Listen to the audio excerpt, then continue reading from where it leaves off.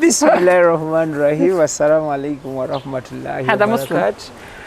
Nkwanirizaako amulungi atulaba. It's a beautiful sunny morning. Yes. Windy a bit. Friday. Eranga it's a Friday. Yonna gy'osinzira okubanga otulaba. Nkwanirizaako.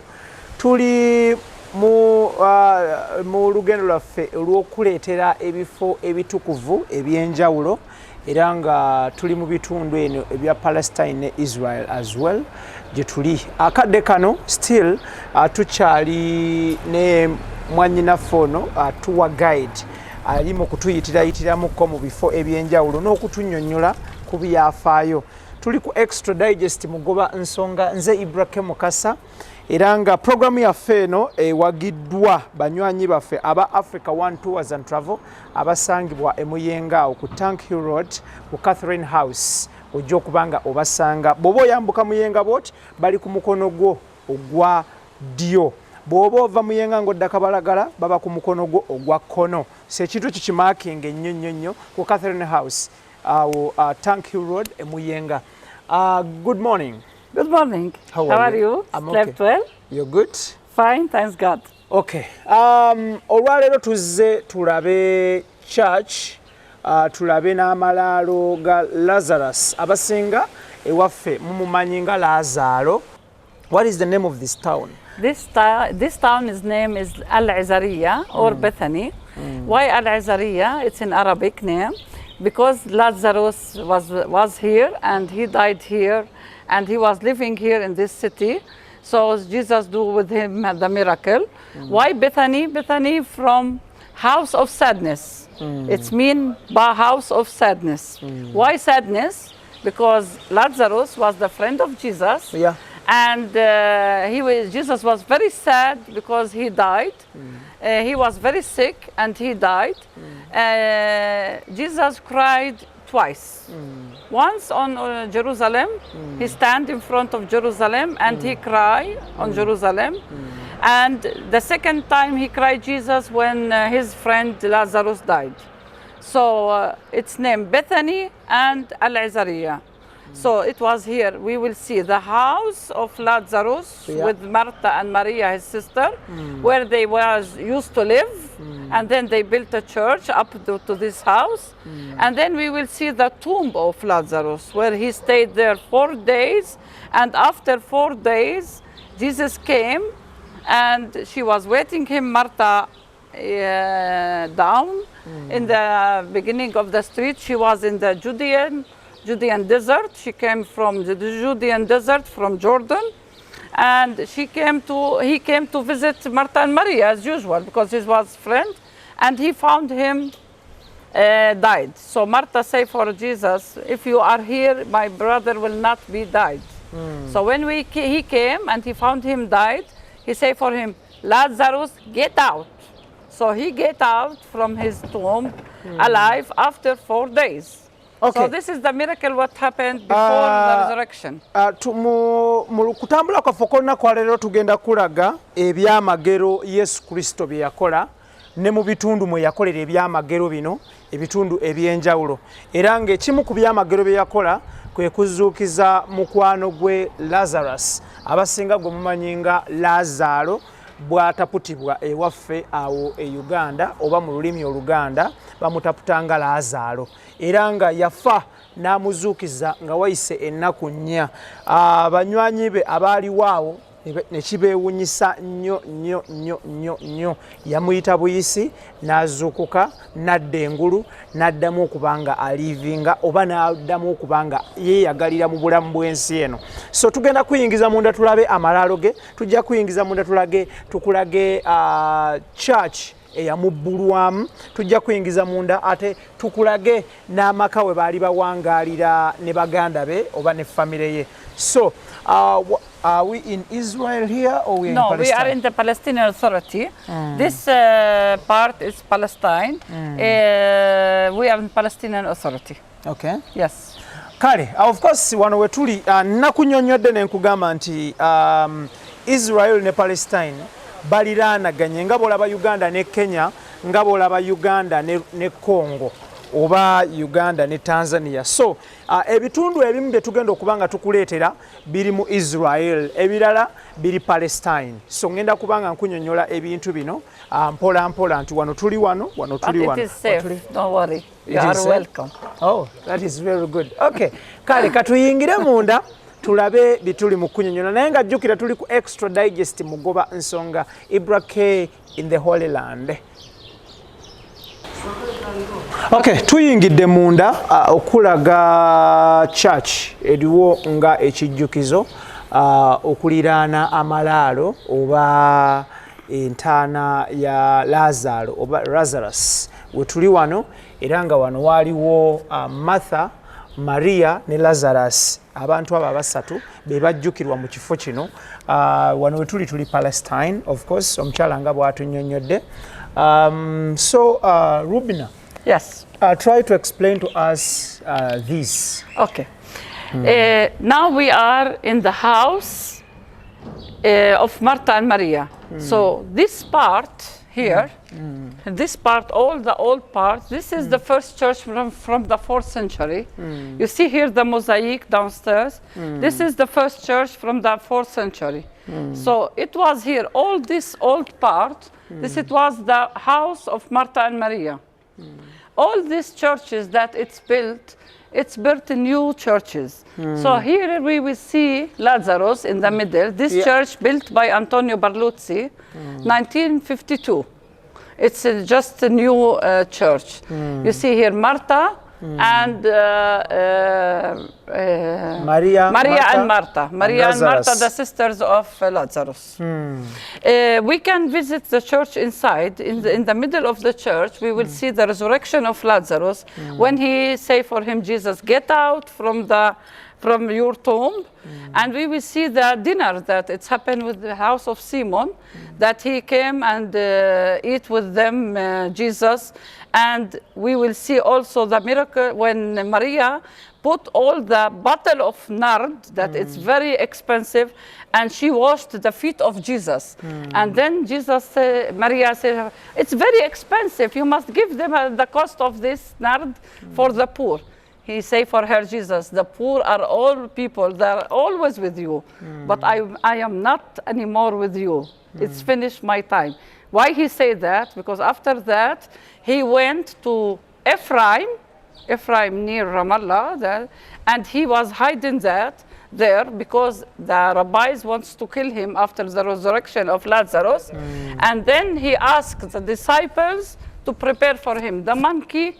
So the last miracle that happened with Jesus, done by Jesus, it's the resurrection of Lazarus. Yeah. Then he asked his disciples to prepare the monkey and to enter Jerusalem on his monkey. The last miracle. But after that, it's happened also another miracle in the church of Gethsemane when he cut the ear of the Roman soldiers. Okay, so can we go to the church? Yes, but just film it without any explanation because there is a mess. Okay, it's just fine. Film inside. Then from there we shall go to the tomb? To the tomb, yes. Okay. Kale, tugenda kubanga tweyongerayo, katusoke tuyingireko munda mu church. Mulimu service egenda maaso, ate bwe tunavaayo tugende ku malaalo, nago tukunnyonnyole bulungi nnyo, tovaawo.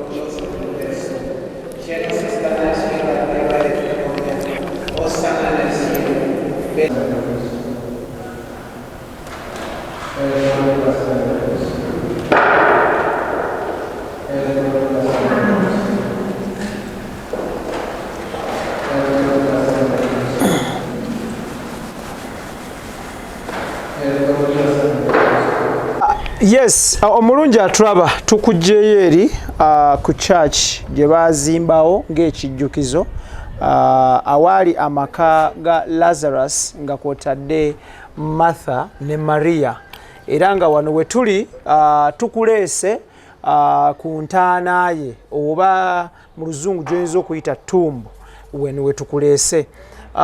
Unfortunately, being nti tuli mu kisiibo, bali mu kisiibo, ate nga bano barespectinga nnyo omwezi gwa Ramadan so much, so waggale being nti it's a Friday. Naye nga of course omulungi atulaba wano we tuli ye gate oba lwe luggi olukuyingiza mu malaalo ga Lazaro oba Lazarus, era nga ziri meters approximately meters 3 okuva wano ku mulyango okukka wansi eyo awali amalaalo. Mwannyinaffe ono agenda kubanga naye ayongera okutunnyonnyola, then tujja kuleetera tujja kufuna olunyiriri mu Bible olwogera ku kufa kwa Lazaro n'engeri Yesu Kristo gye yamuzuukizaamu. Rubina, Yes. tell me, briefly explain to us about this. Okay, we are in front now the tomb of Lazarus. Here is the tomb of Lazarus where Jesus come to him and say for him, Lazarus, get out. So this tomb, it's briefly 2 meters deep down. Unfortunately, today is the first week of Ramadan, and now this place, it belongs to the municipality, and it's closed because of Friday. And unfortunately, we are unlucky today to find it closed. But as usually, every day it's open from 8 to 5. So when you come back, it will be open. Don't worry, you will visit this holy place. Okay. So here, sorry, Abraham. Here also there is the museum of Bethany, Bethany or Al-Azariya, Bethany Museum.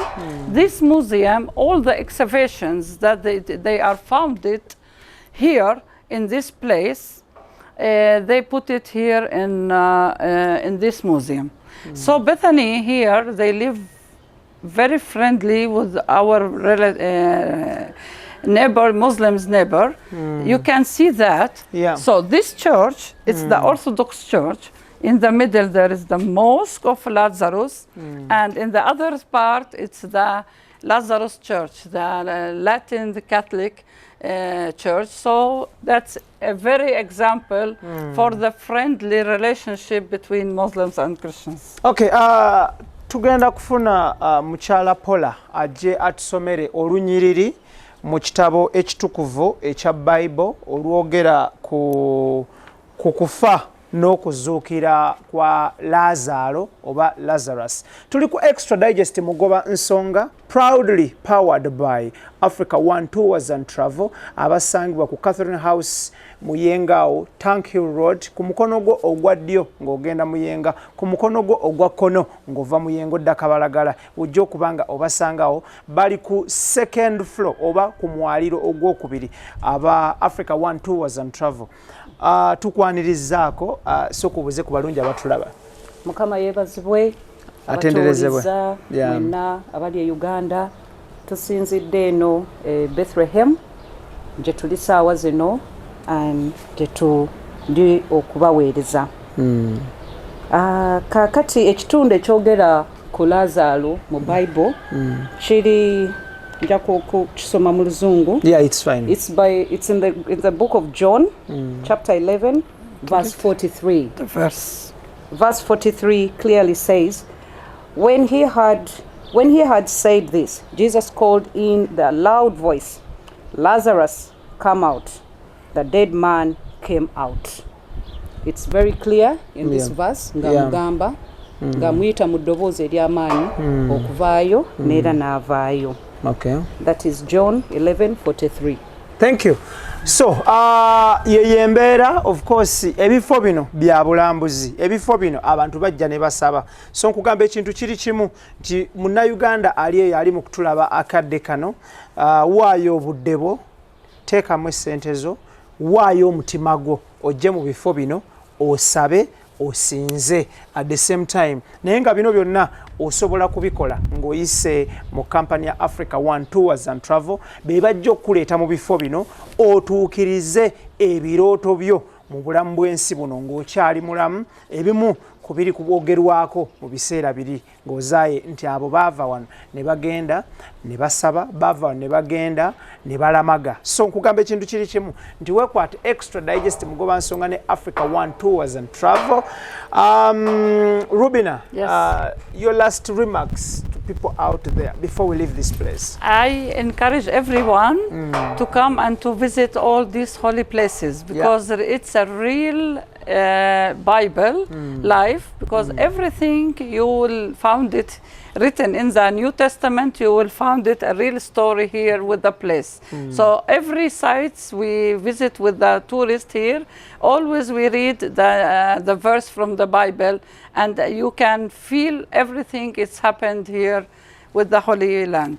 So you are most welcome with Madame Paula. Madame Paula. With Madame Paula. Mchala Paula, ina choyinza okwongererezaako ko nga tuvaawo wano kweyongerayo? Sina nnyo kye nnyinza kwongerako okuggyako okukubiriza n'okwongeramu abantu amaanyi tino buli kimu kisoboka naye okusoboka kuno tulina okukkiriza tulina okwekkiririzaamu n'okwewa obudde buli kimu kiva mu budde n'okukkiriza so nze ndi wano kubazzaamu maanyi nti nno ebifo bino bisoboka ffenna tuyinza okubeera wano tuyinza okujja ne tufiiringa Bible n'obanga buli ky'osoma osobola okitegeera n'okusobola okwongera okukkirizaako kubanga buli kimu tutambulira mu kukkiriza n'okwenywereza mu bwakabaka bwa Katonda. Exactly, n'okunywereza ddala mu bwakabaka bwa Katonda. Thank you so much. Tetugenda kubanga tusukawo wano tubatadde katweyongereyo naye nga of course mbagaliza birungi byerere team Gentambula nayo as usual, team ya Africa One Tours and Travel, thank you so much. Njala kwebaza team ya Extra Digest Mugoba Nsonga, njala kwebaza ne my sister Rubna, thank you so much. Welcome. Mubere bulungi, mwera. Welcome. Bye.